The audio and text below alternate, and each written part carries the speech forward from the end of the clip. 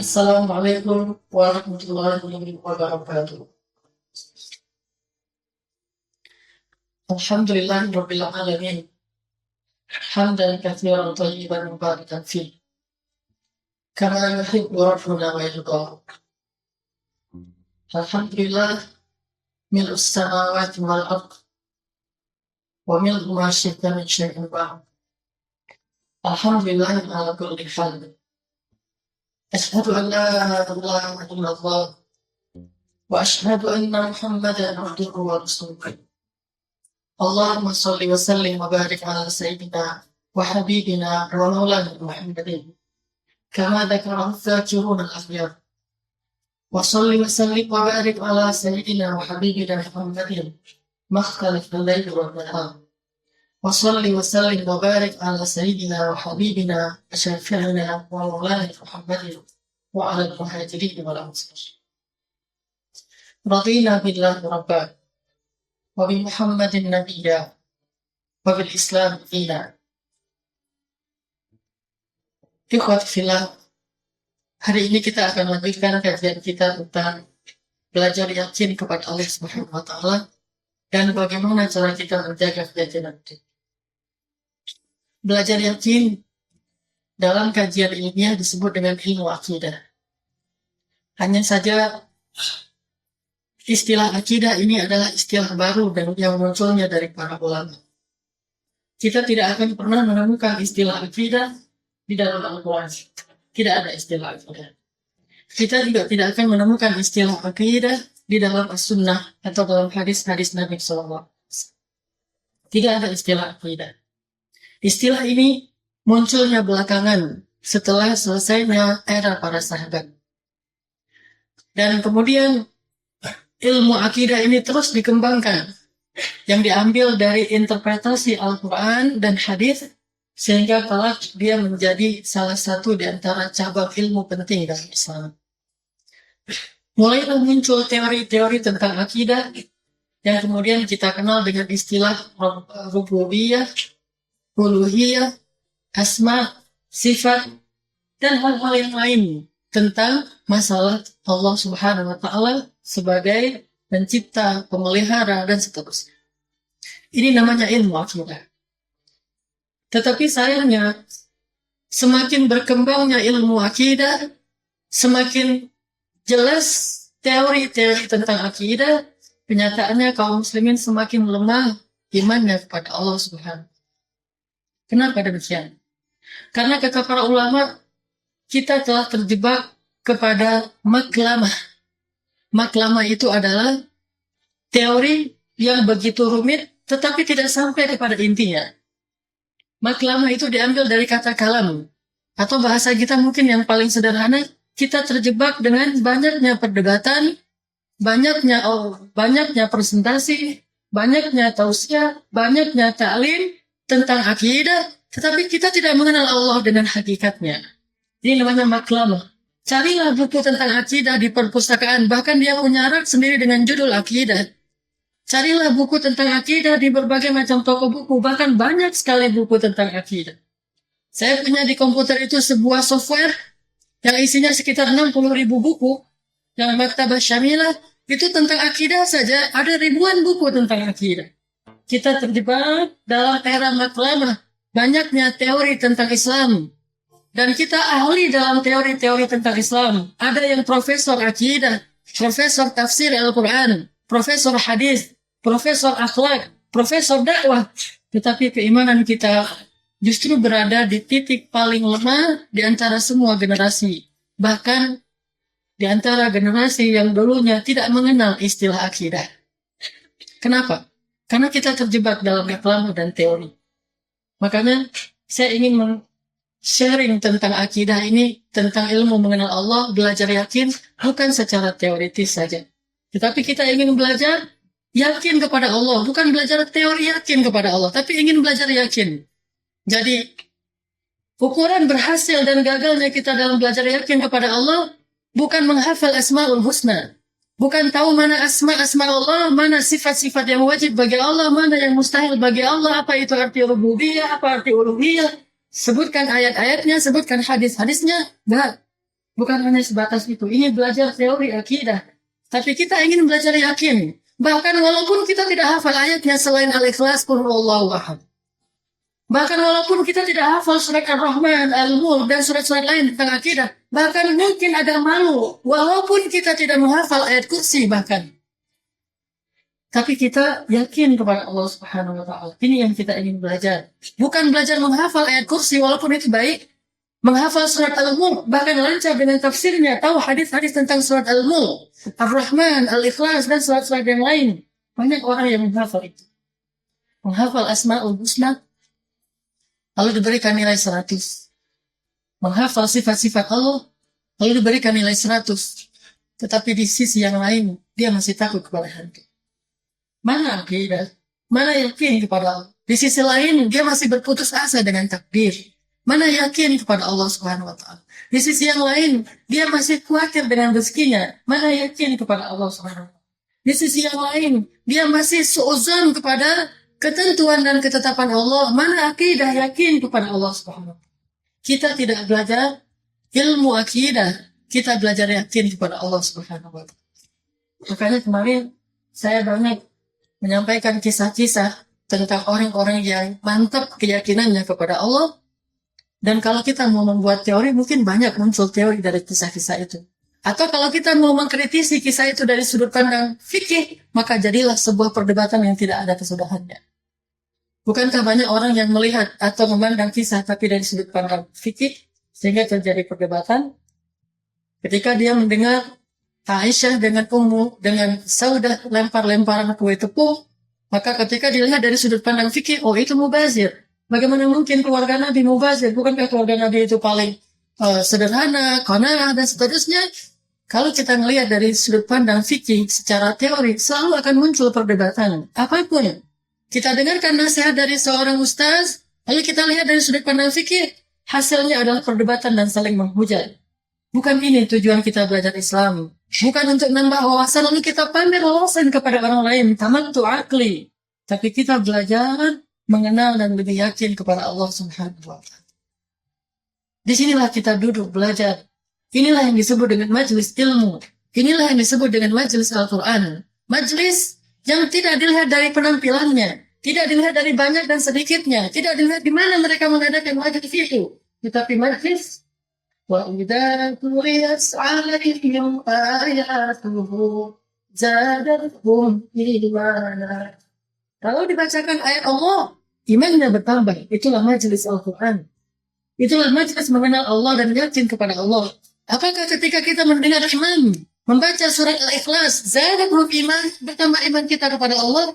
Atau justru kita bertambah meremehkan imam? Kita anggap imam ini imam yang tidak hafiz, tidak banyak hafalan Al-Qurannya, sehingga ayat-ayatnya Al-Ikhlas saja. Apakah ketika kita mendengar imam membaca surat Al-Mulk, ayat kursi, zadathum imana, bertambah iman kita? Itulah majelis Al-Quran. Itulah majelis ilmunya zaman sahabat. Mereka tidak mengenal istilah-istilah yang rumit seperti di zaman kita.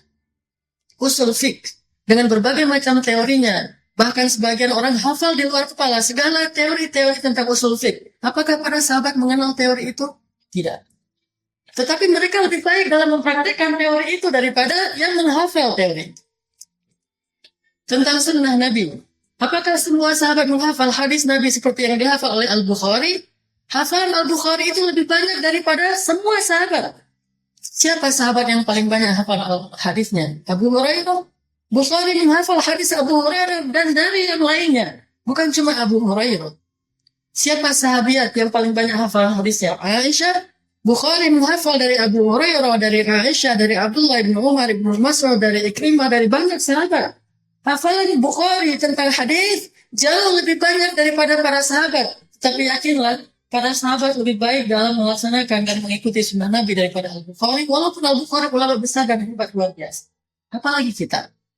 Kita tahu satu dua hadis lalu sombong, lalu menghujat orang dengan hujatan-hujatan yang tidak pantas. Memangnya berapa ribu hadis yang kita hafal?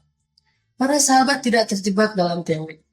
Tetapi mereka sibuk dengan mengamalkan apa yang mereka tahu walaupun sedikit dari ilmu. Al-qanaa'atu fi ilm.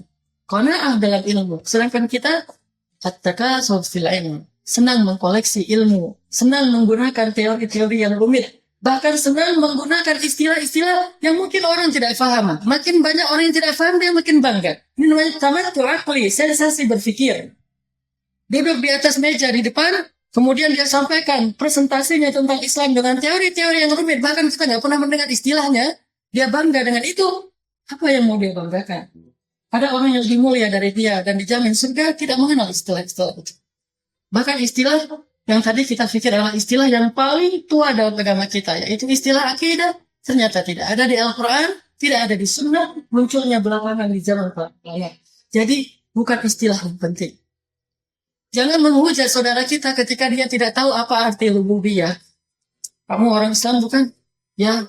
Kamu mengaku beriman? Ya, coba sebutkan apa arti rububiyah. Saya tidak mengerti apa itu rububiyah. Kamu orang yang tidak mengenal Allah, kamu orang yang jauh dari agama, sesat dan seterusnya. Jangan menghakimi saudara kita melalui teori yang dia hafal atau tidak hafal. Bisa jadi dia orang yang lebih takut kepada Allah daripada seorang ulama yang paling hafal ayat dan hadis tentang teori itu. Makanya saya pernah menyampaikan, ada seorang ulama Saudi Arabia, Syekh Mishadi Al-Farraz. Ini terkenal sekarang lagi benar-benar jadi selebriti di Timur Tengah. Beliau hidup di Saudi dengan banyak ulamanya, ulama Haramain, Makkah, Madinah. Suatu ketika beliau buat acara keliling dunia, terutama Asia, Afrika, dan beberapa negara Muslim di Eropa. Ketika beliau sampai di Asia, di daerah Bangladesh, beliau bertemu dengan seorang ibu yang membuat beliau selalu menangis ketika menyebutkan namanya, karena beliau baru sadar ternyata di ujung dunia yang tidak mengerti bahasa Arab, bahkan membaca Al-Quran pun terbata-bata, mereka lebih takut kepada Allah daripada di pusatnya negeri kaum muslimin yang mengerti dan hafal Al-Quran. Ini bukan soal teori, ini soal belajar yakin kepada Allah Subhanahu. Mungkin bisa jadi orang yang paling rendah kedudukan status sosialnya di antara kita lebih yakin kepada Allah daripada orang yang duduk di depan antum semuanya.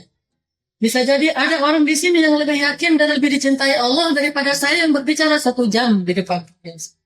Artinya bukan siapa yang menghafal teorinya, tetapi siapa yang benar-benar yakin kepada Allah Subhanahu wa taala. Itu inti dari belajar. Gak harus menghafal teorinya, kecuali ketika kita ingin menambah wawasan, silakan kita baca teori-teori yang luar biasa. Dan teori itu baik, tetapi bukan intinya. Intinya belajar yakin. Selesai dari majelis ilmu akidah atau ilmu mengenal Allah, yakin kepada Allah dalam majelis Al-Latif, kita muhasabah diri kita masing-masing. Apakah dari majelis ini bertambah yakin kita kepada Allah, atau sekedar bertambah wawasan kita tentang Allah? Bertambah wawasan kita tentang Allah, atau bertambah yakin kita kepada Allah, atau lebih baiknya lagi bertambah dua-duanya, makin mengenal Allah dan makin yakin. Ada orang yang tidak kenal Allah kecuali sedikit, tetapi dia jauh lebih yakin daripada orang yang mengenal Allah banyak.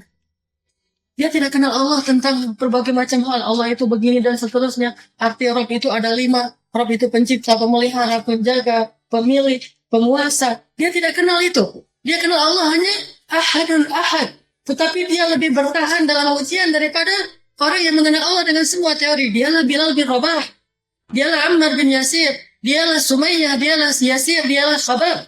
Para sahabat yang disebut dengan istilah aradhil qaum, orang yang paling rendah di antara manusia, para budak, orang-orang miskin yang tidak mengenal teori itu, tapi dia lebih yakin kepada Allah daripada yang mengenal teori. Ini soal meyakini kebesaran Allah, yakin kepada keagungan Allah, bukan soal tahu tentang teori-teori seputar akidah atau tentang Allah. Itu ikhwas sekalian. Tujuan kita belajar keep the faith bukan hanya kenapa saya tidak gunakan saja istilah akidah, bukankah itu sudah populer? Saya hanya ingin berbagi bahwa istilah akidah bukan istilah yang wajib untuk dipakai dalam setiap pembahasan tentang mengenal Allah. Itu hanya istilah yang belakangan muncul. Kita boleh menggunakannya dengan istilah, katakanlah judul kajian kita itu Ahadun Ahad. Well, itu adalah bendera kaum muslimin ketika perang Badar. Ahadun Ahad. Kita boleh mengganti tema kita dengan istilah mungkin iman, boleh. Kita bisa mengganti dengan istilah percaya kepada Allah. Kita menggantinya dengan istilah serahin aja sama Allah. Kita bisa mengganti dengan istilah apapun, yang intinya belajar yakin kepada Allah. Tidak harus menggunakan istilah akidah, rububiyah, uluhiyah, terjebak dalam maklama. Walaupun bagi sebagian pencari ilmu yang khusus, yang menjadi calon-calon para ulama, maka dia harus tahu teori tentang itu. Rububiyah, uluhiyah, sifat, dan seterusnya. Tetapi itu sifatnya fardu kifayah. Tidak semua muslim harus menghafalnya. Sebagaimana menghafal Al-Quran juga fardu kifayah. Tidak harus semua orang menghafal Al-Quran. Tapi penghafal Al-Quran bukan orang biasa di mata Allah. Tidak semua orang harus hafal hadis. Ini riwayat siapa, ini harus begini, sahih atau dhaif. Tidak semua orang harus hafal itu. Cukup harus ada ulama di antara mereka. Itulah tujuan kenapa ada ulama di antara umat. Supaya dia menjadi rujukan bagi yang lain. Tapi tidak harus semua orang itu hafal. Bahkan para sahabat radhiyallahu anhum, mereka tidak semua hafal Al-Quran, tidak semua hafal hadis sebanyak Al-Bukhari, Muslim, Ibnu Majah, dan yang lain. Tidak sebanyak hafalan teori-teori fikih di zaman kita. Tetapi mereka semuanya orang yang beramal sebaik mungkin yang mereka bisa. Was-sabiquna as-sabiqun. Mereka berlomba-lomba dengan beramal. Maka ikhwas kalian, sahabat-sahabatku yang dicintai Allah Subhanahu wa taala, kita hari ini belajar kelanjutan dari tema menjaga yakin kita kepada Allah, belajar yakin lebih dan lebih setiap harinya kepada Allah Subhanahu wa taala. Kalau kemarin kita bicara tentang tawakal, karena salah satu di antara wajib bagi seseorang yang beriman itu adalah mewakilkan urusannya kepada Allah Subhanahu wa taala yang kita istilahkan dengan istilah tawakal ala Allah. Hari ini kita akan lanjutkan kepada pembahasan tentang ridho, rela. Belajar rela dengan semua ketentuan dan ketetapan Allah. Karena tidak ada orang yang rela atau ridho kepada Allah kecuali dia orang yang yakin kepada Allah. Kalau kita mau belajar yakin kepada Allah, berarti kita belajar ridho dengan semua ketentuan Allah Subhanahu wa taala. Sedikit membahas secara teori. Kata para ulama, orang yang ridho itu ada 3 tingkatan. Atau ada 3 model orang yang ridho dengan ketetapan Allah. Nanti coba lihat. Kita termasuk yang mana di antara 3 derajat orang yang ridho kepada Allah Subhanahu wa taala. Kita termasuk di mana? Di antara 3 orang yang rela dengan semua keinginan dan ketetapan Allah Subhanahu wa taala. Atau na'udzubillah, kalau kita mau jujur, mungkin kita nanti akan melihat kita tidak termasuk satupun di antara 3 tingkatan orang yang rela dan ridho kepada Allah. Karena sesungguhnya jika kita menginginkan keridhaan Allah di akhir hayat kita, sehingga kita dapat gelar radhiyallahu anhu, maka kita belajar ridho dulu kepada Allah Subhanahu wa taala di dunia. Siapa yang ridho di dunia kepada Allah, maka Allah ridho kepada dia nanti di akhirat. Muncullah istilah radhiyallahu an, RA. Radhiyallahu anhum wa radu an. Allah ridho kepada mereka dan mereka ridho kepada Allah. Tetapi ini maksudnya adalah Allah akan ridho kepada orang-orang yang ridho kepada Allah Subhanahu wa taala. Jika Allah telah ridho kepada seorang hamba, maka Allah akan menjadi wali baginya. Jika Allah menjadi wali baginya, hasbullah, cukup baginya Allah Subhanahu wa taala. Ya ayyatuhan nafsul mutmainnah. Orang yang ridho, jiwanya tenang. Orang yang ridho tidak ada dalam kamusnya galau, kecuali hal-hal yang sangat sederhana sekali. Tidak sampai kepada galau. Khawatir, ya. Panik, ya. Ini hal yang sifatnya manusiawi. Tapi sampai membuat dia tidak bisa makan, nggak bisa tidur, membuat dia tidak bisa menikmati hidupnya dengan baik, bahkan tidak bisa melaksanakan ibadah dengan khusyuk. Karena dia tidak tenang. Kenapa tidak tenang jiwanya? Karena dia tidak ridho kepada Allah Subhanahu wa taala. Mau mendapatkan nafsul mutmainnah, jiwa yang tenang, belajar ridho kepada Allah Subhanahu wa taala. Ya ayyatuhan nafsul mutmainnah, irji'i ila rabbiki radiyatan mardiyah, fadkhuli fi ibadi wadkhuli jannati. Wahai jiwa yang tenang. Jiwa siapa yang tenang? Jiwa yang radiyatan mardiyah, yang dia ridho dan Allah juga ridho kepadanya. Dia akan kembali kepada Allah Walaupun merasakan sakitnya sakratul maut, bahkan Nabi pun merasakan, tetapi itu tidak mengguncangkan jiwanya. Ada orang ketika didatangi sakratul maut, maka jiwanya terguncang. Dia tidak rela kembali kepada Allah karena dia tahu amal-amalnya yang buruk. Dia tahu betapa jeleknya kedudukannya di mata Allah, betapa rendahnya dirinya di antara orang-orang yang hidup di muka bumi, sehingga dia tidak berani kembali kepada Allah. Dia takut kepada Allah. Takut dalam makna ingin lari, bukan mendekat kepada Allah Subhanahu wa Ta'ala. Orang yang seperti ini, Allah beri ujian sedikit, dia akan khawatir, dia akan berputus asa, dia tidak akan nyaman dalam hidupnya, dikasih nikmat, dia tidak nyaman, dikasih ujian, apalagi berlakulah pada dirinya sifat hanurah. Idza massahu syarr jazua, wa idza massahu khair manua. Ini orang yang tidak ridho. Maka kita belajar ridho. Ada 3 tingkatan orang yang ridho. Tingkatan yang paling rendah, tetapi dia disebut orang yang radhiyah, orang yang sudah ridho, adalah orang yang ridho terhadap rezeki yang Allah berikan kepadanya. Berapapun rezeki, dia tidak mempertanyakan soal banyak dan sedikit. Miskin itu bukan musibah. Saya tidak masukkan miskin dalam kategori derajat ridho kepada musibah. Miskin itu rezeki dari Allah, fakir itu musibah. Miskin tidak. Miskin orang bisa makan.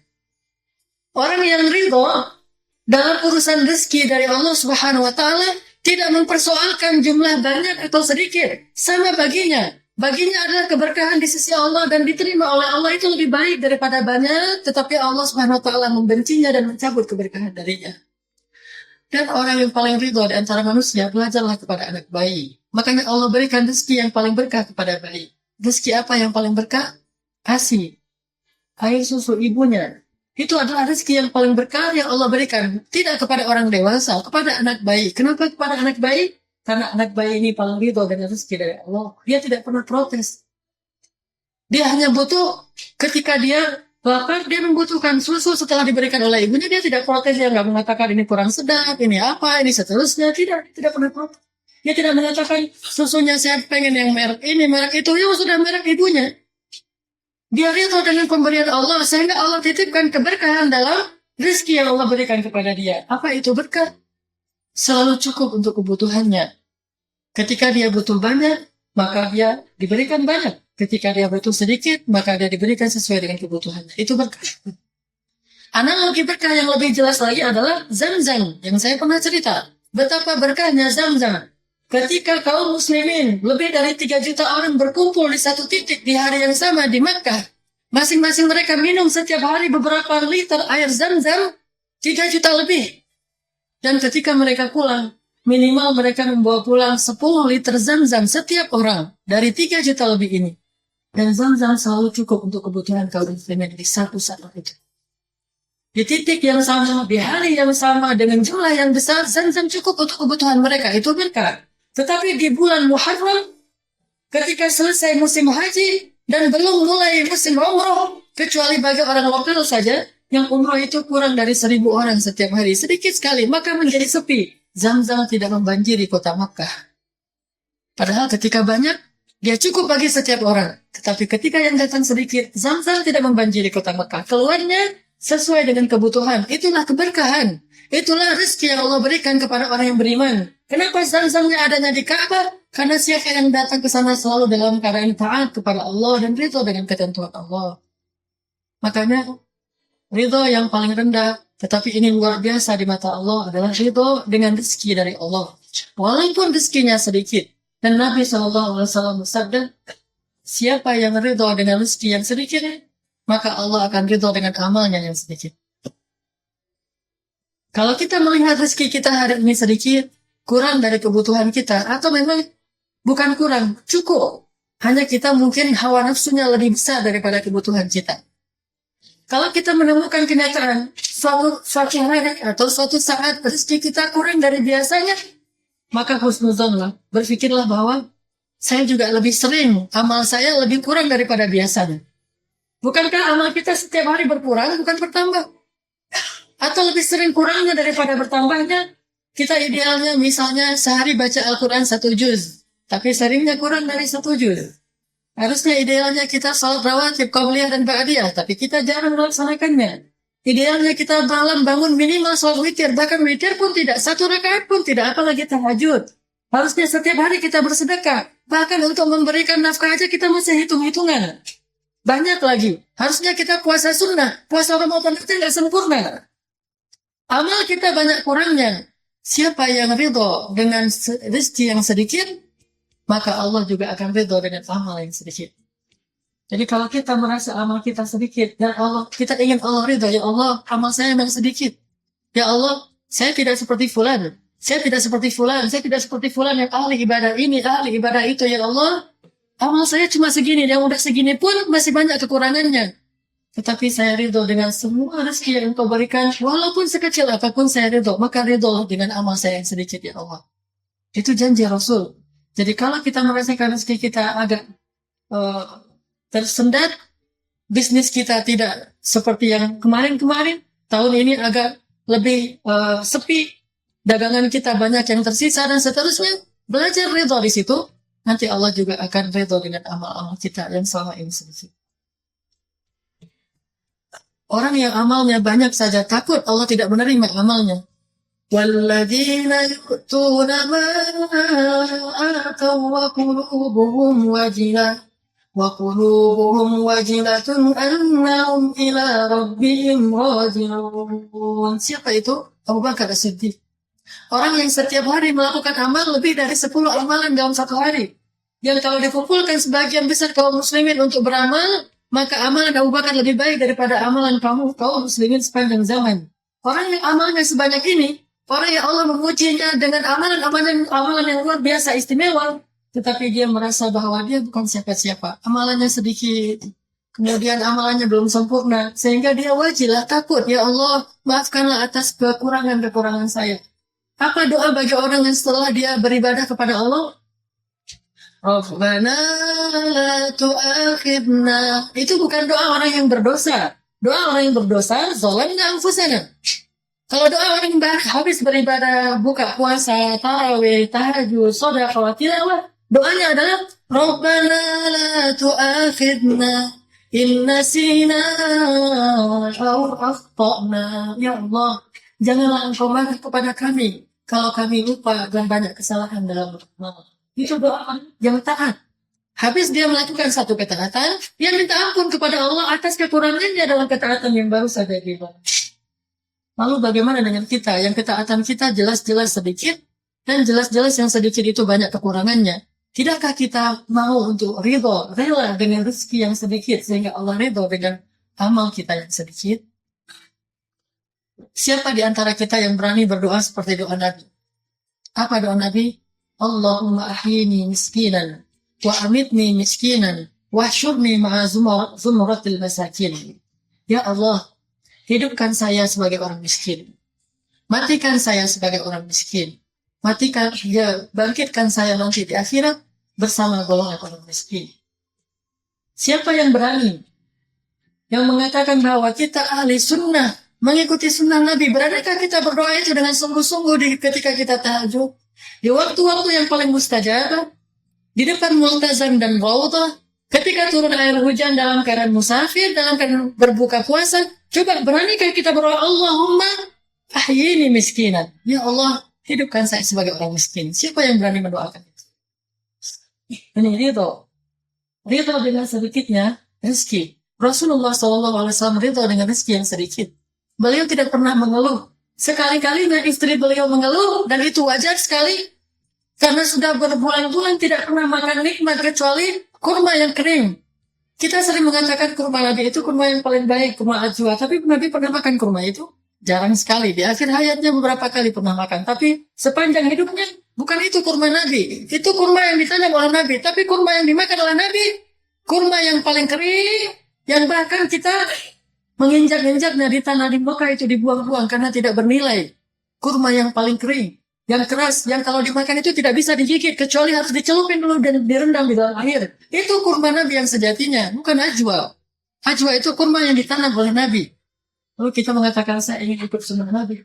Saya beli kurma ajwa yang harga 1 kilonya 400 pound, 400 real, 1 juta. Kurma ajwa yang paling bagus. Kalau mau ikut sunnah Nabi, kurma Nabi itu bukan ajwa. Ajwa itu kurma yang ditanam oleh Nabi dan berkah. Tapi kurma Nabi yang dimakan oleh Rasulullah setiap hari, carilah di Madinah yang harganya bahkan mungkin dikasih aja untuk kita. Nggak ada harganya. Kita pergi ke kebun kurma, yang tersisa yang nggak mau dijual itulah kurma Nabi. Yang ditaruh di akar-akarnya pohon kurma, yang ditaruh di pojok-pojok toko-toko kurma yang sudah busuk, itulah kurma Nabi. Datanglah ke situ, ambillah. Kenapa kamu ambil ini? Saya ingin ikut sunnah, saya ingin makan kurma ini. Kurma yang sangat keras. Dan saya punya kurma itu di rumah saya. Itu pun nggak saya beli karena ikut sunnah. Saya beli karena saya ditipu oleh penjual kurma. Kalau ikut sunnah mungkin juga nggak akan seperti itu. Kurma ajwa namanya. Tapi ajwa ini harganya sangat murah. Saya tanya, berapa ajwa ini? Kata dia, 1 kilonya cuma 10 real. Mana ada ajwa 10 real harganya? Harga ajwa itu paling murah 200 real. Ini 10 real. Akhirnya saya beli 5 kilo. Dan dia dibungkus dalam kotak yang nggak bisa dibuka. Saya beli 5 kilo. Ini ajwa 10 real. Langsung habis, saya beli 5 kilo. Jamaah saya beli, semuanya beli.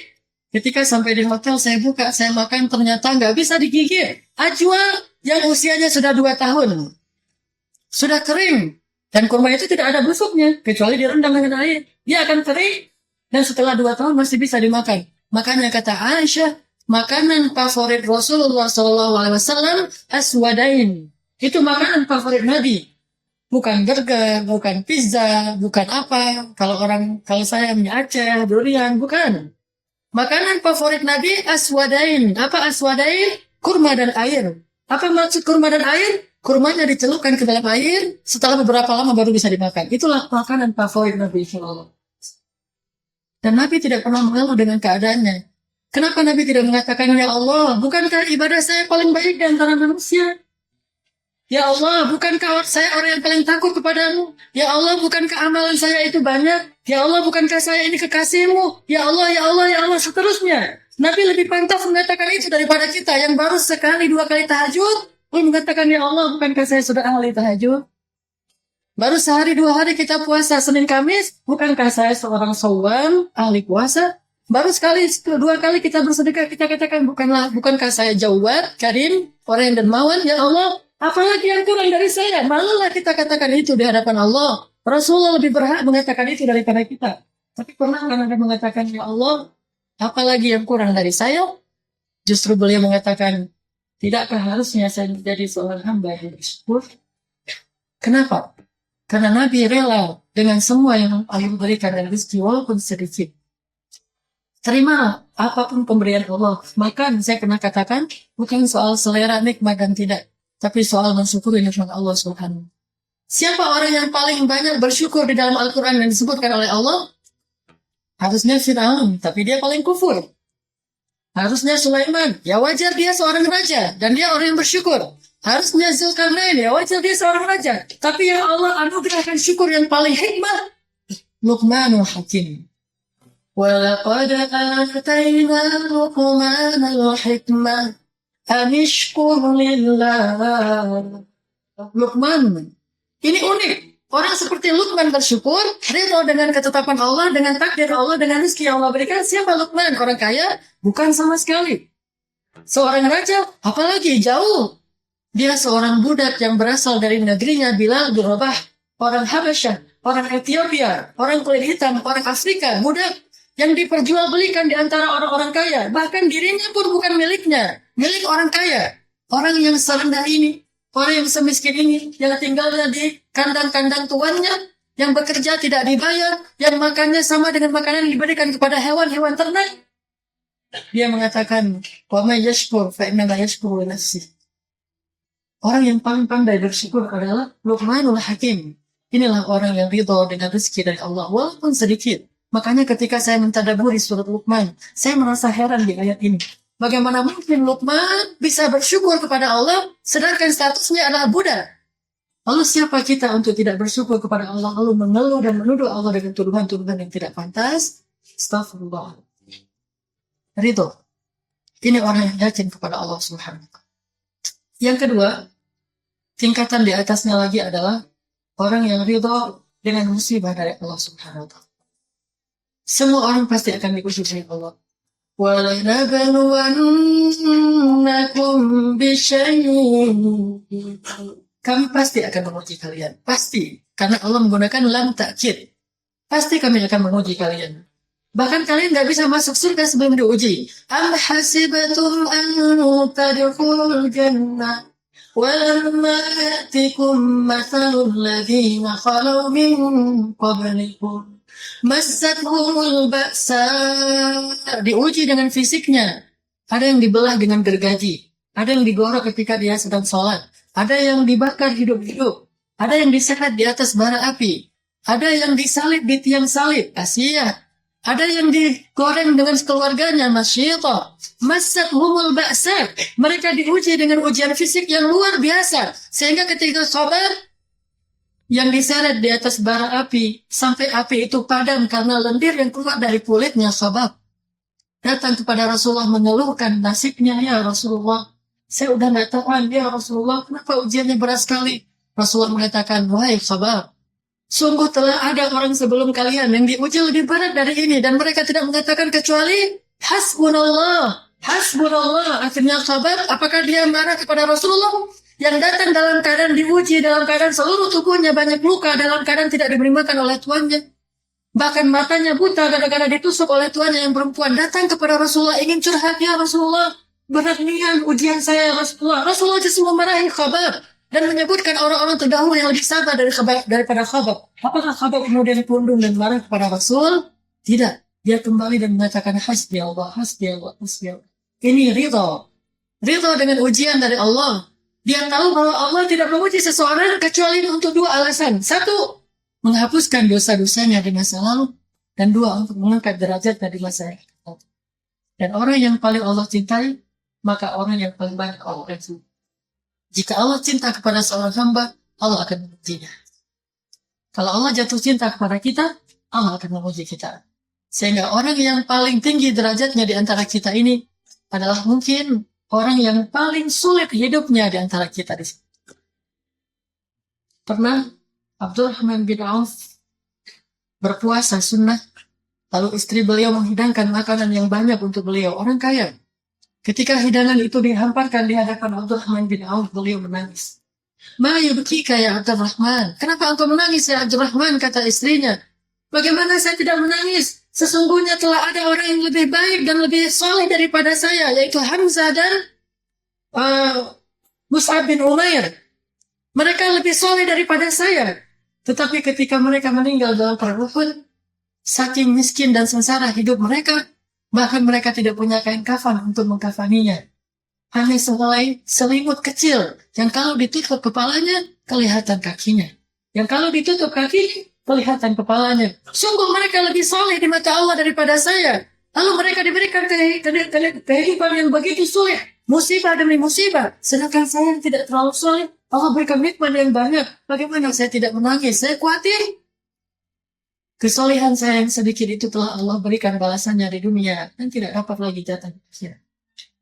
Sedangkan kesolehan mereka yang banyak, Allah tunda nanti balasannya di akhirat dan diirit di dunia. Kita tidak soleh, amalan kita sedikit, tapi hidup kita nikmatnya luar biasa. Tidakkah kita khawatir seperti Abdurrahman bin Auf bahwa kesolehan kita yang sedikit, tahajud kita yang jarang-jarang itu, salat berjamaah kita yang bahkan tidak khusyuk, puasa kita yang sangat banyak kekurangannya, telah Allah beri balasannya di dunia, sehingga kita tidak dapat lagi jatuh di akhirat. Bagaimana kita tidak ridha dengan musibah yang Allah berikan, agar Allah mengampuni dosa kita dan mengangkat derajat kita di akhirat. Karena kalau kita mengandalkan amal kita, kita tidak akan dapat satu derajat pun di akhirat, karena telah kita habiskan dengan nikmat di dunia. Orang ridha kepada Allah, ketika diuji oleh Allah, dia ridho. Hasbi Allah. Raditu billah. Tidak masalah diuji oleh Allah. Dibolak-balik hidupnya oleh Allah. Tidak masalah. Yang penting Allah rela kepada saya. Ada seorang laki-laki soleh, orang Badui, tinggal di gurun pasir. Dia punya istri, punya banyak anak, punya beberapa ternak, tinggalnya nomaden di gurun pasir. Ini kisahnya kok. Suatu hari, dia kehilangan ternaknya. Unta-untanya lari dalam badai pasir. Sehingga dia tidak punya lagi sumber rezeki yang biasanya dia gunakan sebagai nafkah untuk keluarganya. Lalu ketika sudah reda badai pasir, dia bilang kepada istri dan anaknya, tinggallah kalian di rumah sebentar, di tenda ini, aku akan mencari unta-unta kita yang hilang. Pergilah dia meninggalkan anaknya, istrinya di tenda itu, dan dia mencari unta itu. Dia cari. Karena dia mencarinya lama, jauh sekali, sehingga dia berjalan, yang jauhnya dari tempat keluarganya itu 1 hari perjalanan. Dia berjalan mencari untanya di tengah padang pasir. Suatu malam, ketika dia sedang mencari untanya yang telah hilang, dan dia masih belum menemukannya, di tempat istri dan anaknya, sebuah lembah, Allah menguji mereka lagi dengan badai yang luar biasa. Badai disertai hujan, sehingga membuat istri dan anaknya terbenam di dalam pasir lumpur yang basah itu. Kehilangan istri dan anaknya. Dia mencari unta. Awalnya kehilangan hartanya. Dia cari harta yang hilang, dan berharap Allah Subhanahu wa Ta'ala memberikan ganti untuknya. Ketika dia sedang mencari harta yang hilang, Allah mengambil keluarganya. Lalu ketika dia kembali kepada keluarganya dalam keadaan tidak menemukan 1 ekor unta pun, dia menemukan tempat tinggalnya telah rata. Yang tadinya lembah, sekarang sudah menjadi bukit seperti yang lain. Dia cari-cari di mana posisi tenda rumah saya.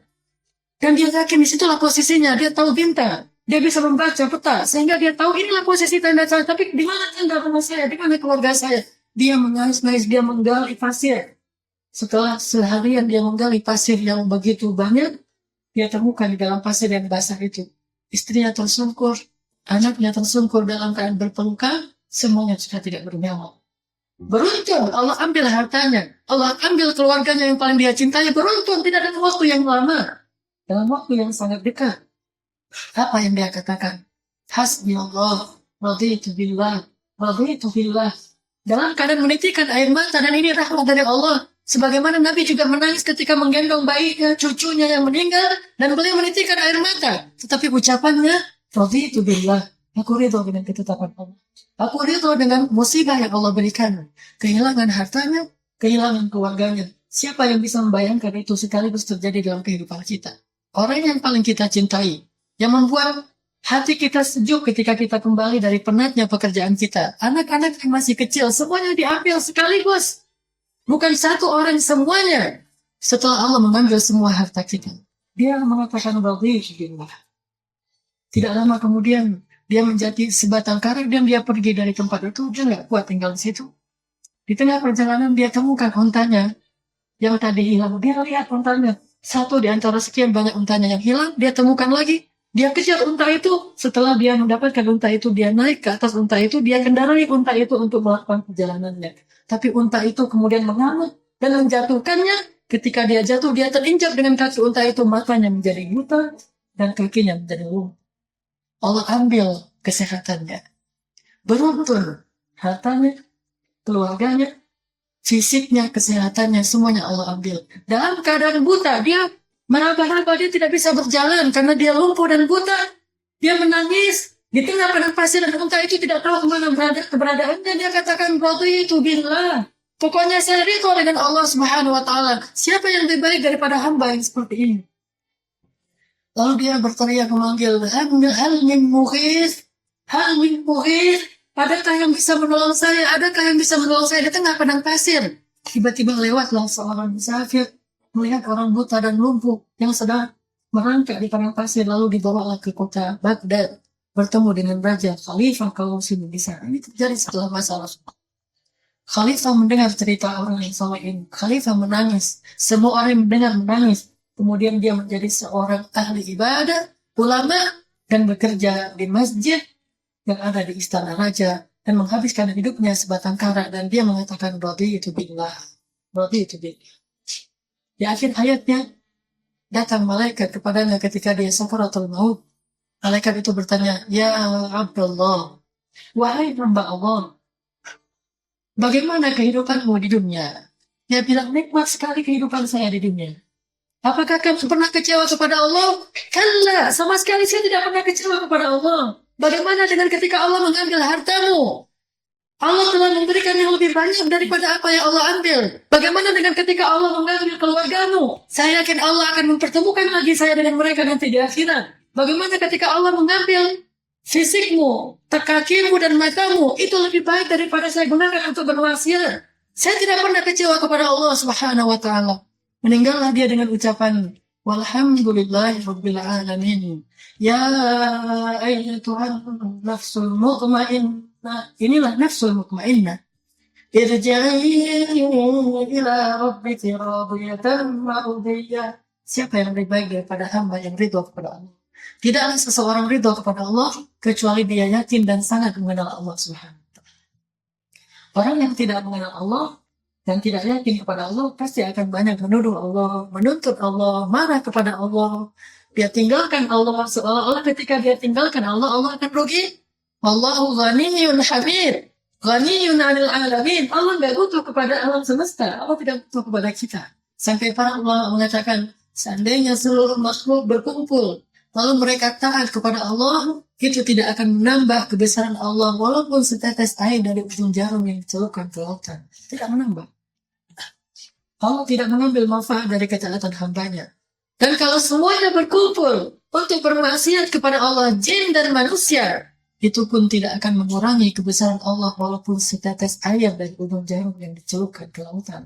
Allah tidak rugi dengan maksiat hambanya. Lalu kenapa kita berpikir, saya marah kepada Allah, sehingga saya tidak mau lagi datang ke rumah Allah? Apakah itu akan menyulitkan Allah? Ma'adzallah, yang rugi adalah orang itu sendiri.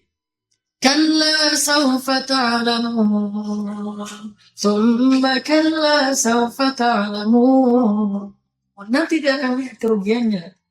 Jadi tidak ada jalan bagi orang yang mengenal dan tahu yakin kepada Allah selain dia ridho, sehingga Allah Subhanahu wa ta'ala akan menggantinya dengan yang lebih baik. Musibah. Dan yang luar biasa, ketika Allah memberikan musibah, justru Allah memberikan berita gembira di sisi yang lain. Apa berita gembiranya? Wa basyir sabirin. Sampaikan berita gembira kepada orang yang sabar. Sampaikan berita gembira kepada orang yang sabar. Ini unik sekali. Allah kasih musibah, lalu Allah beri berita gembira. Wa basyir sabirin. Apakah kita mau menunggu berita gembira dari Allah Subhanahu wa ta'ala ketika kita sedang kena musibah? Kita rela agar Allah memberikan apa yang Allah janjikan berupa berita gembira kepada kita. Apa berita gembira bagi orang yang sabar? Siapa orang yang sabar? Alladzina idza asabarhum musibah qalu inna lillahi qalu inna lillahi. Kita ini milik Allah. Kenapa kita protes? Bukankah kita milik Allah? Harta kita milik Allah, keluarga kita milik Allah. Dunia ini seperti satu musim. Awalnya menanam, akhirnya kemudian memanen, setelah itu menjadi kering dan diterbangkan oleh angin. Itulah sunnatullah dalam kehidupan dunia. Tidak ada orang yang dalam keadaan nikmat terus menerus. Yakinlah dan bersiap-siaplah, hidup kita itu nggak flat. Hidup kita itu fluktuatif. Kalau sekarang kita merasakan nikmatnya hidup, yakinlah suatu saat Allah akan menguji kita, itu pasti. Siap atau tidak, Allah pasti akan menguji kita. Tidak ada keluarga yang selamanya sakinah, mawaddah, warahmah. Saya pernah merasakan keluarga saya yang sakinah, mawaddah, warahmah selama 8 tahun. Sampai istri saya mengatakan, kenapa kita belum diuji oleh Allah? Bukan begini sunnatullah. Kami merasakan kehidupan yang sakinah. Sakinah itu flat. Tidak ada masalah yang berarti dalam kehidupan rumah tangga kami selama 8 tahun. Sampai akhirnya istri saya mengatakan, bukan seperti ini sunnatullah. Bukan seperti ini sunnatullah. Allah tidak memperlakukan hambanya seperti ini. Pasti akan ada ujian. Sehingga dia mulai bersiap-siap. Udah 8 tahun kita hidup nikmat. Siap khawatir tidak lama lagi Allah akan menguji kita. Lalu datanglah ujian itu. Wa basyiris sabirin. Lalu Allah beri berita gembira kepada orang yang sabar. Berikan berita gembira kepada orang yang sabar. Apa berita gembiranya? Allah berfirman dalam hadis qudsi, ya ibadi, wahai hambaku.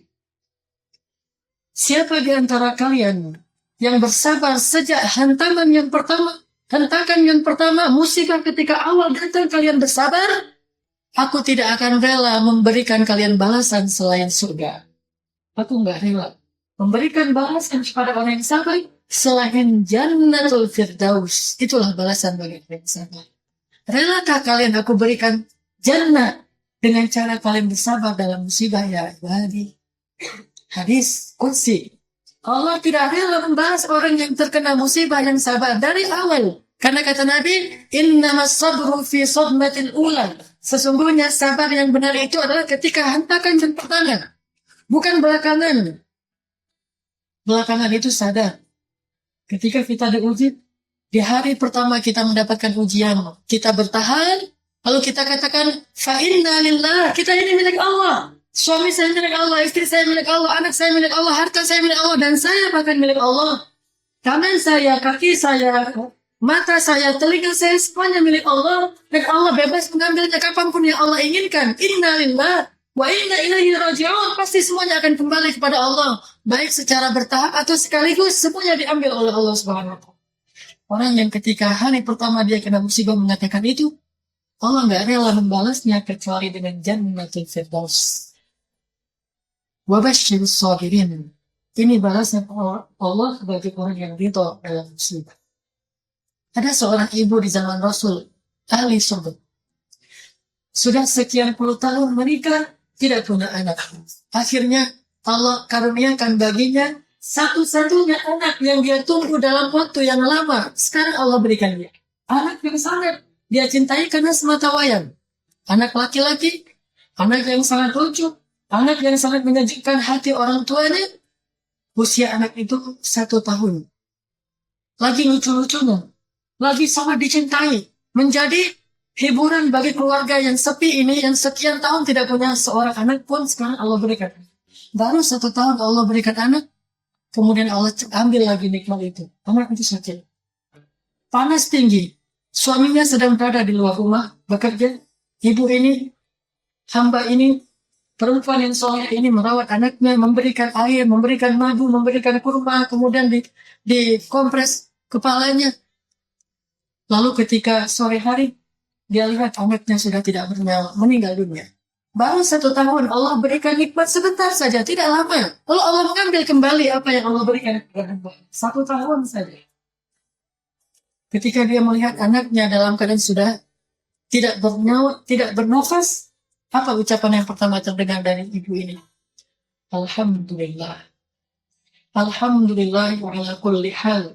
Fa inna lillahi wa inna ilaihi raji'un. Inilah hamba yang ridha dalam musibah. Siapa yang mampu mengatakan alhamdulillah ketika anaknya meninggal dan anak semata wayang yang paling dia cintai, dan Allah berfirman kepada malaikat dalam hadis yang panjang. Allah bertanya kepada malaikat yang mencabut nyawa, ya malaikat yang mencabut nyawa, bagaimana engkau mencabut nyawa seorang hambaku? Apakah dia anak seorang hambaku? Kata malaikat, ya Allah, saya mencabut nyawa seorang bayi, anak dari hambamu yang salih. Allah bertanya dan Allah tahu jawabannya. Apakah bayi itu anak-anak satu-satunya yang dia miliki dan yang paling dia cintai? Kata malaikat, benar ya Allah, itu anak semata wayangnya dan yang paling dia cintai. Berapa lama dia sudah memiliki anak itu? Baru 1 tahun ya Allah. Lalu bagaimana engkau mendapati hambaku ketika tahu anaknya telah kembali kepadaku? Ya Allah, aku mendapati hambamu itu ketika dia tahu anaknya telah kembali kepadamu meninggal dunia. Dia mengatakan alhamdulillah. Alhamdulillah, fa inna lillahi wa inna ilaihi raji'un. Wahai malaikat, kata Allah, siapkan satu istana. Siapkan satu istana untuk hambaku itu di dalam surga. Dan beri nama istana itu adalah Baitul Hamdi, istana terpuji. Istana syukur kepada orang yang mampu mengatakan alhamdulillah di hari pertama, di saat pertama dia mengalami musibah. Itulah Ummu Sulaim. Kemudian dia meletakkan bayinya di tempat tidur. Dia selimutkan dengan kain seadanya yang dia miliki. Dia orang miskin. Suaminya pulang. Ketika suaminya pulang, suaminya bertanya tentang keadaan anaknya yang sakit sudah beberapa hari. Bagaimana keadaan anak kita? Perempuan ini mengatakan anak kita dalam keadaan yang sangat tenang. Dalam keadaan yang sangat tenang. Sehingga suaminya menjadi tenang, dia pikir anaknya sudah mulai sembuh. Dan perempuan ini sebelum suaminya datang, dia berdandan untuk menyambut suaminya. Siapa perempuan yang salihah yang mampu berdandan di saat yang sama ketika dia sedang kena musibah? Bahkan seseorang perempuan yang biasa akan berhenti berdandan hanya gara-gara suaminya telah pulang. Hanya gara-gara suaminya telah pulang, dia tidak mau berdandan, dia ngambek. Atau dia mungkin pernah sakit hati, suaminya salah bicara sedikit, dia tidak mau lagi berkhidmat dan berdandan untuk suaminya. Perempuan ini Allah menguji, mengambil nikmat darinya yang baru diberikan 1 tahun, tapi sebelum suaminya pulang dia berdandan. Selesai berdandan dia masuk. Ketika suaminya datang dia katakan, anak kita dalam keadaan yang paling tenang. Lalu dia berikan makanan kepada suaminya. Dia berdiri tidak mau duduk ketika suaminya sedang makan. Apalagi engkau butuhkan, wahai suamiku? Bahkan malam itu dia melayani suaminya untuk hubungan suami istri. Siapa perempuan yang mampu melakukan ini kecuali karena ridho kepada Allah? Baru paginya dia katakan, wahai suamiku, kemarin sore anak kita telah meninggal dunia. Baru suaminya datang melihat anaknya. Pantesan kok semalaman gak nangis sama sekali. Baru hari berikutnya anaknya hidup waktu suaminya. Perempuan ahli surga. Ridho ketika Allah berikan musibah. Yang terjadi lagi di masa para tabi'in. Ada seorang laki-laki, kakek, lumpuh, buta, dan tidak ada yang berfungsi dari tubuhnya selain lisannya. Ketika ada seorang tabi'in lewat rumahnya, gubuk yang sangat sederhana, tabi'in ini mendengar ada seorang laki-laki di dalam gubuk itu berkata, Alhamdulillah, Alhamdulillah, Alhamdulillah. Maka laki-laki ini meminta izin untuk masuk. Assalamualaikum, waalaikumsalam. Bolehkah saya masuk? Kata orang di dalam rumah itu. Silakan. Ketika dia masuk, dia lihat isi rumahnya kosong, tidak ada apa-apa. Bahkan laki tua tadi tidurnya di atas lantai yang terbuat dari tanah, bukan lantai marmer dan seterusnya. Tidak punya selimut. Dingin di musim dingin. Sebatang kara nggak punya apapun. Tetapi lisannya selalu mengatakan Alhamdulillah, Alhamdulillah, Alhamdulillah. Alhamdulillahilladzi faddalani ala katsirin min ibadihi tafdila. Segala puji bagi Allah yang memberikan saya nikmat yang tidak diberikan kepada banyak hambanya. Laki-laki tabi'in ini bertanya, ya Syekh, wahai bapak, nikmat apa yang Allah berikan kepada engkau yang engkau syukuri sebegitu besarnya? Sedangkan saya lihat keadaanmu seperti ini, tua, miskin, lumpuh, sebatang kara. Kata dia, bukankah Allah Subhanahu wa Ta'ala menjadikan saya sebagai seorang muslim itu adalah nikmat? Ya, itu nikmat. Maka coba perhatikan, banyak mana orang yang beriman dengan orang yang kufur kepada Allah? Kata laki-laki tabi'in, banyak orang yang kufur, banyak orang yang syirik ketimbang orang yang beriman. Berarti benar kata-kata saya, Allah telah memberi kepada saya nikmat yang tidak diberikan kepada banyak orang, kecuali sedikit sekali, yaitu nikmat iman. Berbahagialah ketika Allah mengambil nikmat yang lain dari kehidupan kita, selama Allah masih menjaga nikmat hidayah di dalam hati kita. Lebih banyak mana orang yang duduk dalam majelis ilmu untuk ngabuburit daripada orang yang berfoya-foya di jalan. Banyak orang yang di luar sana. Maka Allah memberikan nikmat itu kepada kita. Ridho dengan musibah. Dan yang terakhir, yang paling tinggi derajatnya adalah orang yang ridho kepada Allah dan Rasul. Bukan ridho dengan nikmat, bukan ridho dengan musibah, tetapi dia ridho dengan Allah dan Rasulnya. Ridho dengan iman dan hidayah. Ridho dengan Islam dan syariah. Ridho dengan pahala dan surga dari sisi Allah Subhanahu. Ini derajat yang paling tinggi. Ridho yang tadi saya katakan. Raditu billahi rabban. Wabil islami dina. Wabil muhammadin nabiyya wa rasulah. Ini ridho yang paling tinggi. Ridho siapa ini? Ridhonya kaum Ansar. Ketika kaum Ansar dalam perang Hunain yang saya pernah cerita, yang selama ini mereka berjihad, berjuang membela Rasulullah SAW, selesai perang Hunain, kaum muslimin mendapatkan ghanimah yang sangat banyak. Tetapi luar biasanya, saat itu Rasulullah membagikan ghanimah sebagian besarnya kepada orang-orang Makkah, dan orang Ansar hampir tidak dapat apa-apa. Padahal orang Ansar yang membela Rasul dari awal beliau hijrah, dari awal Islam itu eksis di Madinah. Mereka berkorban dengan harta mereka, nyawa mereka, dengan diri mereka, dengan apapun yang mereka miliki. Tapi ketika Islam sudah berjaya, mengalahkan musuh-musuhnya dan mendapatkan keuntungan yang sangat banyak, keuntungan itu dibagikan kepada orang-orang Makkah. Mulailah orang-orang Ansar yang muda. Kalau yang tua itu sudah bijaksana, sakinah. Mereka sudah tenang, bisa menyikapi masalah ini dengan cara yang muda-muda, syababul Ansar. Anak muda Ansar, protes. Mereka mengatakan, semoga Allah mengampuni Rasulullah SAW.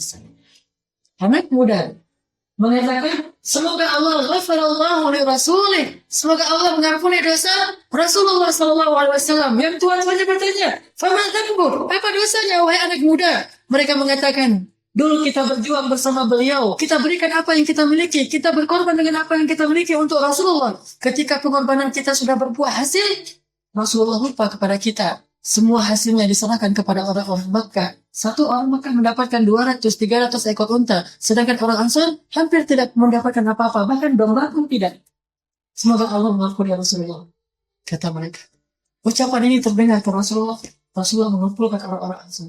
Ya ma'asyarul Ansar. Bukankah dulu kalian orang yang tersesat? Lalu Allah memberi kalian hidayah melalui aku? Mereka mengatakan, ya Rasulullah. Bukankah dulu kalian berada di tepi jurang neraka, lalu Allah menyelamatkan kalian dan menjanjikan surga untuk kalian melalui aku? Kata mereka, ya Rasulullah. Bukankah dulu kalian dalam keadaan berpecah belah, bermusuhan, saling membunuh? Sehingga yang hidup dan yang mati di antara kalian sama-sama masuk neraka, lalu Allah mempersaudarakan kalian melalui aku? Kata mereka, ya Rasulullah. Bukankah dulu kalian menjadikan berhala sebagai Tuhan kalian? Lalu Allah menyelamatkan kalian dari kejahilian itu menjadi orang-orang yang mulia, dikenal oleh bangsa Arab melalui aku. Kata mereka, ya Rasulullah. Wahai ma'asyar Ansar. Jawab aku ya ma'asyar Ansar. Wahai orang Ansar, jawab aku, kata Rasulullah. Rasulullah menangis, jawab aku wahai orang Ansar. Kata mereka, dengan apa kami harus menjawabnya ya Rasulullah? Semua yang engkau katakan itu benar.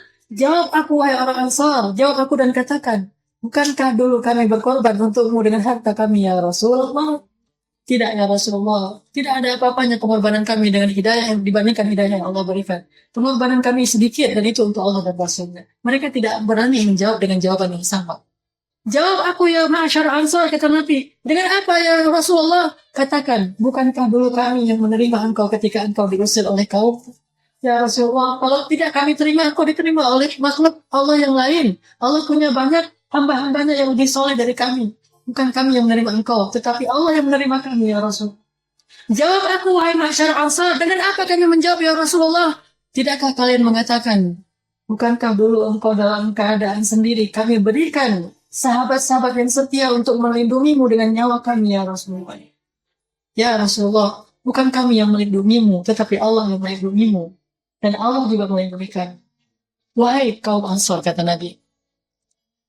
Ridhokah kalian? Relakah kalian? Jika orang-orang Mekah itu kembali ke negerinya dengan membawa sampah-sampah dunia, sedangkan kalian kembali ke kota kalian dengan membawa Allah dan Rasul, mereka semuanya mengatakan radina billahi wa rasulihi.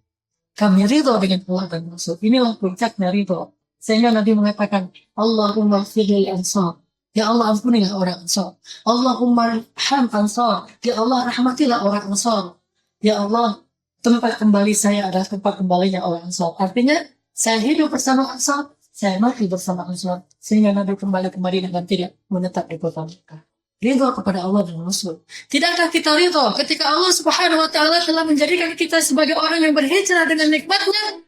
Lalu apalagi yang kita protes dari Allah? Kenapa kita tega mengatakan, ya Allah, saya sudah berhijrah. Kenapa rezeki saya masih sempit setelah saya berhijrah meninggalkan rezeki yang haram? Coba kita tanya. Bukankah hijrah itu nikmat yang Allah berikan kepada kita? Lalu kenapa kita menuntut Allah setelah Allah memberikan nikmat yang lebih besar daripada rezeki kepada kita?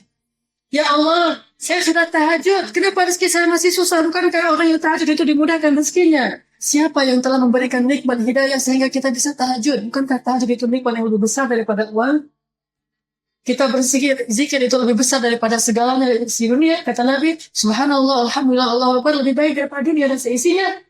Siapa yang telah memudahkan lisan kita berzikir? Siapa yang telah memudahkan kaki kita melangkah ke rumah Allah? Siapa yang telah mengaitkan hati kita untuk saling mencintai karena Allah dalam halaqah ilmu seperti ini?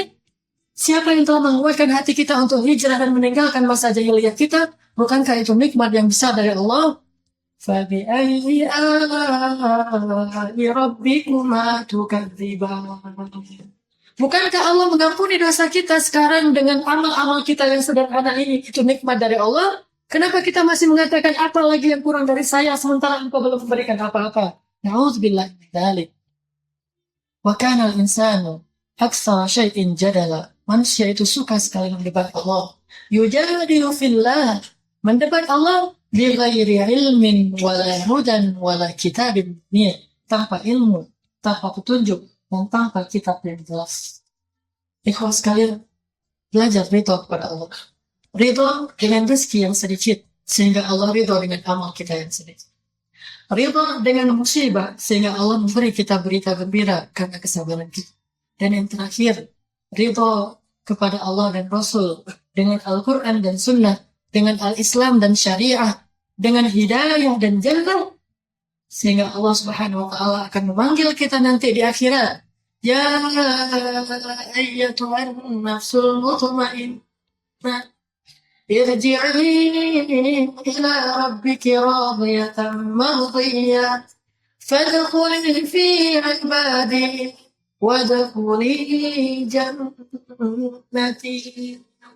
Mudah-mudahan Allah Subhanahu wa Ta'ala memberikan kita ilmu yang bermanfaat, hati yang khusyuk, hati yang selalu ridho kepada Allah Subhanahu wa Ta'ala. Ya Allah, ya Rahman ya Rahim, kamilah hamba-Mu yang fakir berada di pintu rumah-Mu ya Allah. Kamilah hamba-Mu yang miskin berada di pintu rumah-Mu ya Allah. Kamilah hamba-Mu yang banyak dosa dan rendah berada di pintu rumah-Mu ya Allah. Kamilah hamba-Mu yang hina dan kini berada di pintu rumah-Mu ya Allah. Kamilah hamba-Mu yang durhaka dan sekarang berada di pintu rumah-Mu ya Allah. Kamilah hamba-Mu yang lemah dan berada di pintu rumah-Mu ya Allah. Tidaklah kami berada di pintu rumah-Mu ini kecuali karena kami tahu tidak ada tempat bagi kami untuk lari dan kembali kecuali kepada Engkau saja ya Allah. Jika Engkau menolak kehadiran kami di rumah-Mu, maka siapa lagi yang akan menerima kedatangan kami selain Engkau ya Allah. Jika Engkau menolak kami datang dengan membawa dosa-dosa yang banyak agar Engkau mengampuni dosa kami, maka siapa lagi yang bisa mengampuni dosa kami selain Engkau ya Allah. Jika Engkau menolak kedatangan kami yang mengharapkan rahmat-Mu, sedangkan kami orang yang fakir sangat membutuhkan rahmat itu dari-Mu, siapa yang bisa menyayangi kami seperti kasih sayang-Mu selain Engkau ya Allah.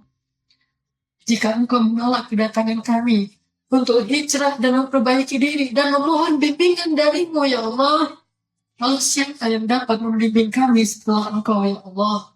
Ya Arhamar Rahimin, jangan Engkau tutup pintu rahmat-Mu di dalam rumah-Mu yang mulia ini ya Allah. Janganlah Engkau tutup pintu taubat-Mu bagi kami ya Allah. Maafkanlah kekurangan kami. Jadikanlah kami orang-orang yang selalu menghargai pemberian-Mu sekecil apapun, dan ridholah dengan sekecil apapun amal kami yang banyak kekurangan ya Allah. Ya Allah, maafkanlah atas kekurangan dan kelemahan kami. Maafkanlah atas kealpaan dan kesilapan kami. Ampunilah dosa-dosa kami, dosa ayah ibu kami. Ampunkanlah dosa ibu dan ayah kami yang mungkin sebagian mereka tidak sempat berhijrah, tidak sempat menikmati hidayah seperti yang kami nikmati ya Allah. Mereka kembali kepadamu dalam keadaan banyak kekurangan dan belum sempurna. Maafkanlah kekurangan dan kesalahan mereka. Jadikanlah kami anak yang salih, yang dengan doa-doa anak yang salih itu Engkau ampuni dosa-dosa mereka ya. Ya Allah, janganlah Engkau palingkan wajah-Mu dari kami di dunia. Dan jangan juga Engkau palingkan wajah-Mu dari kami di akhirat ya Allah. Karena ketika Engkau memalingkan wajah-Mu dari kami, jadilah kami hamba yang terlunta-lunta, yang tidak mendapatkan kebaikan dari siapapun selain Engkau.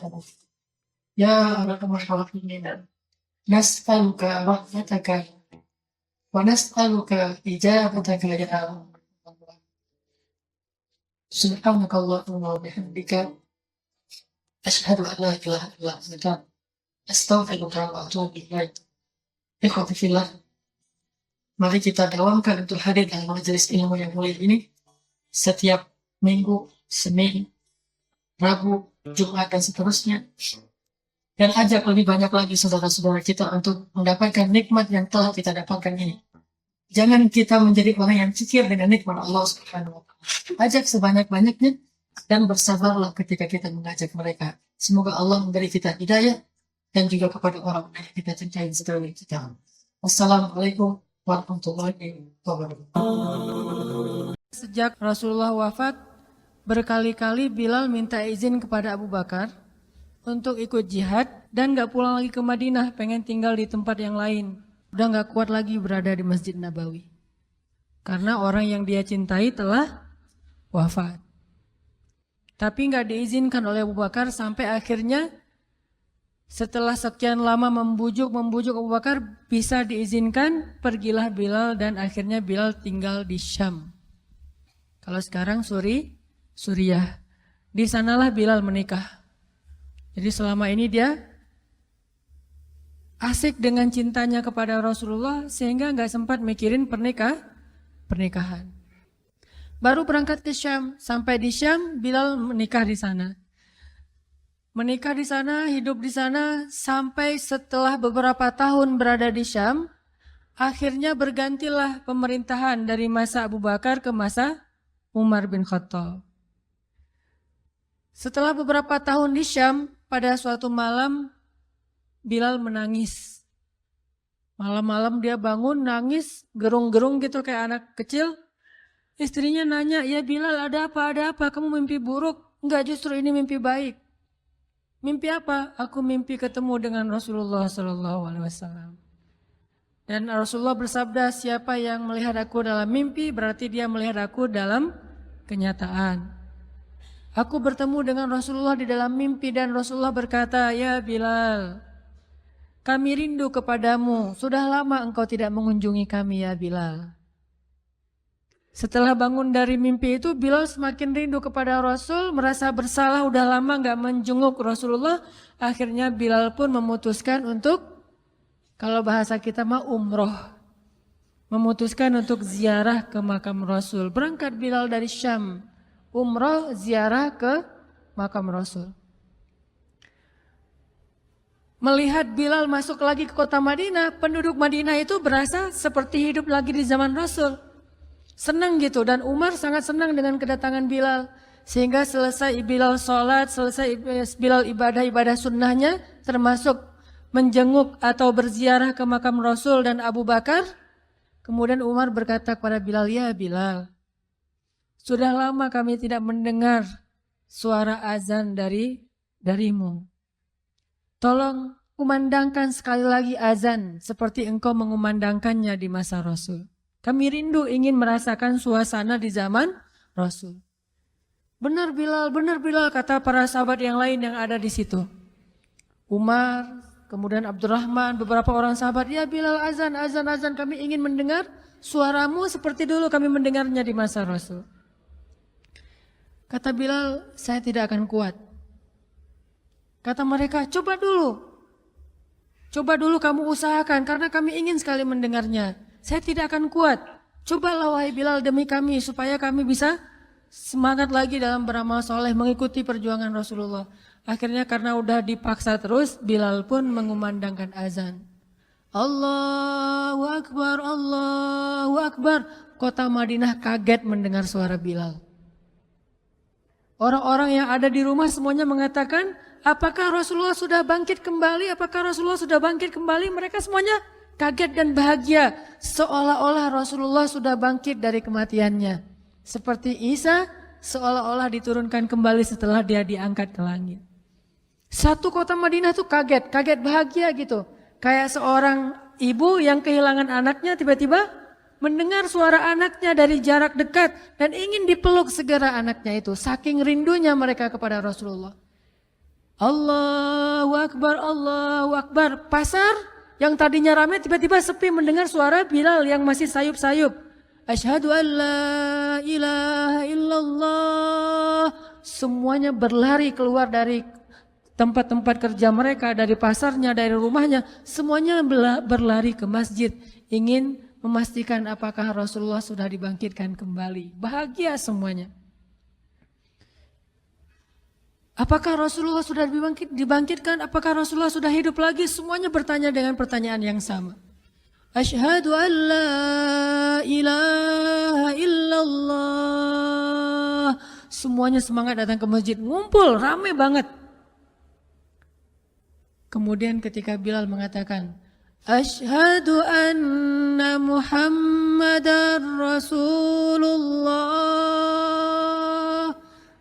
Asyhadu anna, nggak sanggup lagi Bilal, berhenti di situ. Kemudian Bilal menangis dengan suara nangis yang luar biasa kerasnya.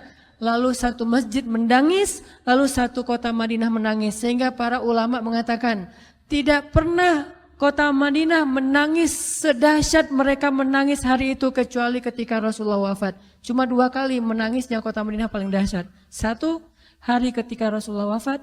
2 hari ketika Bilal kembali mengumandangkan azan dan mengucapkan asyhadu anna Muhammadar Rasulullah. Semuanya menangis.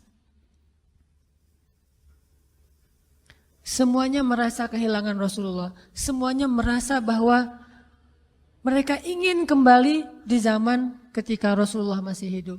Lalu mereka bertanya setelah semuanya selesai menangis, "Ya Bilal, kenapa kamu tadi menangis?"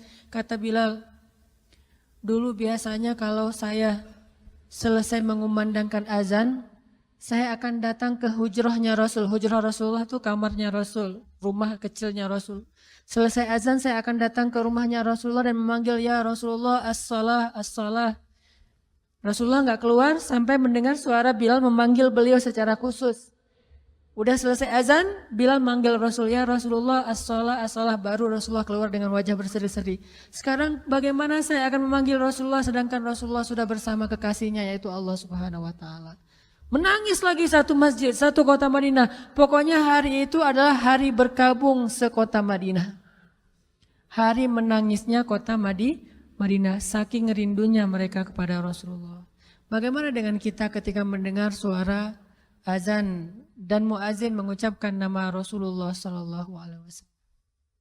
Di situ kelihatan apakah kita mencintai Rasulullah lebih dari apapun juga setelah Allah Subhanahu wa taala. Kalau tidak, fatarabbasu, hati-hati. Kalau tidak, fatarabbasu, tunggu aja. Na'udzubillah min dzalik, berarti masih ada kemunafikan dalam hati kita. Bagaimana kita, apakah hati kita merasa gemetar, bergetar ketika kita mendengar suara seseorang mengatakan Muhammad sallallahu alaihi wasallam, Rasulullah sallallahu alaihi wasallam. Apakah hati kita bergetar seperti bergetarnya hati seorang kekasih ketika mendengar suara kekasihnya, nama kekasihnya disebutkan?